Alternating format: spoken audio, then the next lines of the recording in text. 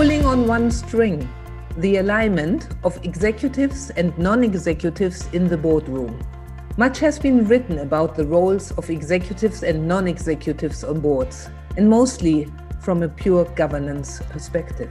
What is often missing is the clarity and the practical relevance. Alignment comes before effectiveness. Welcome to the Better Boards podcast series. In this episode, I'm delighted to talk with Ken Schuetz. Ken presents a model that can help boards to think about the roles of executives and non-executives and how they can align. We talk about where things go wrong and what good looks like. I'm Dr. Sabine Dembkowski, founder and managing partner of Better Boards. We make the boards of the most ambitious organizations more effective. Our mission at Better Boards is to contribute to creating better boards. We do this by providing clients with an evidence-based approach for board evaluations and board development programs. To fulfill our mission, we give a voice to all who care about creating better boards. Ken, fantastic to have you on the Better Boards podcast series. Thank you for having me. We are talking about the alignment between executives and non-executives on boards. How do you view the roles of executives and non-executives? How do they differ? Well, I think you start out with understanding that they're unique and they're complementary, that we have to have roles for both. And that's not something historically we've had when we talk about governance, when we talk about boards. We've mostly been speaking to the board. So in my perspective, the board has three roles. That is to direct the organization, to protect the organization, and to enable the work of the organization. Obviously, we have to define those. So to direct the organization means to identify the what to be accomplished. That is, who's to be served, what's to be served to them, and ideals that to be maintained as they do that. So the executive understands what's to be accomplished, who's to be served, and as they do this, what ideals they should maintain. To protect is to put operational boundaries in place, not to tell the executive how to do their job, but to put boundaries in place so that those boundaries, as they create management tools, will actually keep them and the organization safe. And finally, to enable.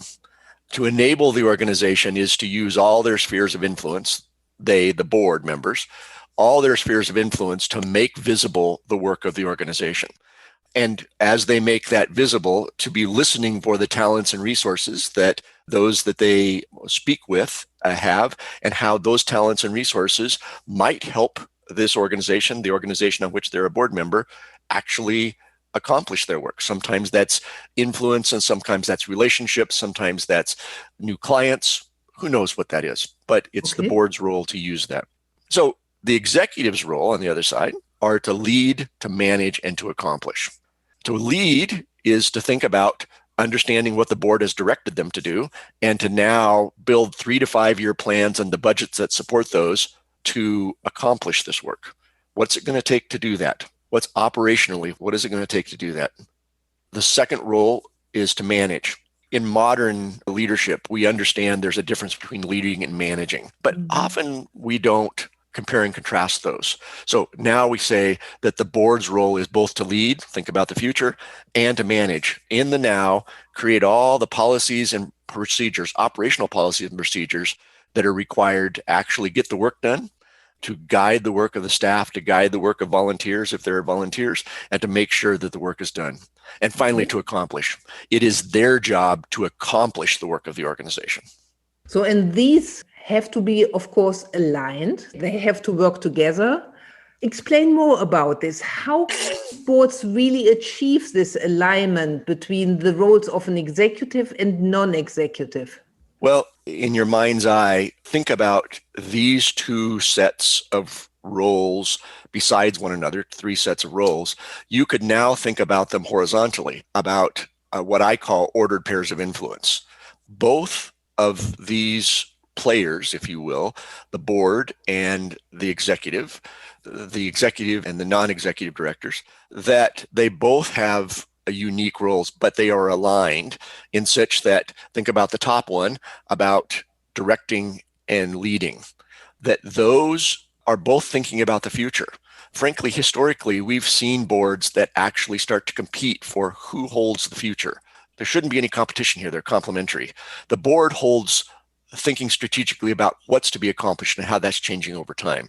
The executive thinks about how they're going to accomplish that and how that's changing over time. So both think strategically. They're aligned. They don't have to compete for that. Where do things go wrong? Maybe we've both seen boards where things go terribly wrong, Ken. Maybe give one or two practical examples where you've seen that this has gone wrong. Specifically in this direction and leadership area, is that what you're thinking? Yes, particularly when we look at this pair. Yeah. In this pair, we get to that point where historically people come in these roles and they have predetermined, here's what I'm supposed to be doing. I'm supposed to be owning the future of this. And so the board member actually takes on not just thinking about strategically what's to be accomplished, but they end up moving over into the how. I was talking with a pair of the chair of the board and an executive in the last week, and a particular challenge had come up in terms of office space. And immediately the board member went into planning how they were going to change office space, what needed to be done. And we're very well intentioned, but they had moved over into the space of the executive. And the executive privately talked about how they confused them, but they didn't have this framework to know that really that they, in a very well-intentioned way, had moved into the wrong place. Okay, let's move on to the second one, to the second pair. Yeah, the second pair is about the day-to-day. So the board speaks to the day-to-day by protecting that. Here are the things like managing risk and managing people and managing programs, managing money. In all of those areas, the board creates protective boundaries that says don't go beyond these. Frankly, boards have been thinking about this for a long time, but originally, when these ideas came out 40 years ago, they didn't include some of the things that need to be protected today. Think about IT security. 40 years ago, IT security was not on the radar screen, a need that needed to be protected. Now, how does the board speak into that? So the board speaking into that and saying, executive, don't go outside these bounds. And the executive now actually engaging, creating operational policies and then engaging the resources they need to engage to actually implement things like IT security or industrial security. So they are aligned, that the board doesn't tell them how to do it. The board says, here are boundaries not to go beyond. Again, what have you seen to go terribly wrong? Yeah, again, well-intentioned board members that don't stop at the boundaries. Even if they've created boundaries, they can't almost stop themselves. That's one side. The other side that I would say is maybe even almost more prevalent is an executive that has sort of failed, if you will, to step up to the management of this, that they either don't know how to or they don't see it as a priority. More often they don't know how to. They're not wired to do that. And it becomes an open space.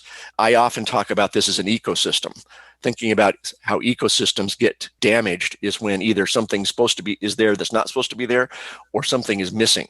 In this case, when the executive isn't stepping up to appropriately manage in an area, there's a vacuum, and the board can often get sucked into actually managing this, which ends up long-term being damaging because the board really isn't positioned to manage that. And if they manage it, sometimes the executive will just let that happen. And then long-term, because board members change, long-term, the organization is at risk. Absolutely. I've seen this very often, of course, particularly with people who switch into the board roles, or people who have been executives, powerful executives, who then start the next phase of their career. It is at times not easy for them not to do it because they know how to do it. They might have done it in the past. So I hope that our listeners find your model helpful in thinking about these roles. Yeah, I hope so too. And what is the third pair? Yeah, the third pair is something that really hasn't existed in governance frameworks up to this point. And that is a do role for the board as well as a do role for the executive. The executive always has had this, here's what I do, and that is to accomplish this work. But board members have, frankly, never had a defined do role. In fact, they had roles, what they should be doing when they were in the boardroom. But one of the problems that's existed is back to that person that moved from an executive role into a board role, is that they're used to doing things and they feel like they should be doing something and that they have this energy to want to do something. So what I now have observed is we need to give them a do role. And so the do role for the board now is, when they're not sitting around the boardroom table, is to either metaphorically or really wear the organization around on their lapel, so that every conversation they have can end up being about the organization on which they're in the board. They can start to make that visible. They can help in the nonprofit world. They can help make asks more successful in the for-profit world, that they can be looking for ways to have the challenges that the organization is facing be able to be addressed. So both have a do role, but they're aligned. The organization, or the board's do role is to enable the work, where the executive's do role is to accomplish the work. No, fantastic. I hope that it helps to structure and help to set the right boundaries at board level, because certainly a lot of conflicts arise from not being clear enough about these roles and creating this alignment. Yeah, I want to add one more thing to that, is not only a lot of dysfunction, but a lot of lack of effectiveness as well. Effectiveness is lost. Yeah. So let's talk about the bright side of it. Let's look what really good looks like. If we go again through the pairs you created, what does good really look like, and what makes it then so good? Yeah, what good looks like when there are clear roles and those roles are really defined. Because really what's come out of actually applying this for many years now with organizations is, what's been lacking is effectiveness. That the board and the executive team, because they didn't have these roles clear, have been spending tons of time negotiating, if you will, real time, these relationships. They were sort of stumbling over them in the dark. And in fact, what we know now is that what good looks like is when this alignment allows them to now put their energy towards actually accomplishing the work of the organization. And so what good looks like is when this alignment is really happening, when both the board and the executive understand and are disciplined to these roles, and when they start to see effectiveness start to increase. That even starts to impact the stakeholders, because stakeholders, whether they are the people who donate to an organization, they are the people who own stock in an organization, they are the people that are impacted by the work of the organization, that in every case, when the organization is actually spending its real time negotiating these things rather than understanding these roles, now everybody loses when that's not happening. The donors aren't getting as much outcome for the donations they've made. The shareholders aren't getting as much return on their investment. So good looks like effectiveness. Maybe let's go through again these pairs one more time and describe for each pair what good really looks like. Yeah. So remember that the board's roles are to direct, protect, and enable. The executive's roles are to lead, manage, and accomplish. And the ordered pairs are directing and leading, both thinking about the future. So when we're thinking about the future, good looks like the board really leaning into engaging outwardly, engaging with its stakeholders to understand how is the environment in which they're working changing over time? How are the challenges changing, so that they can appropriately be adjusting that direction.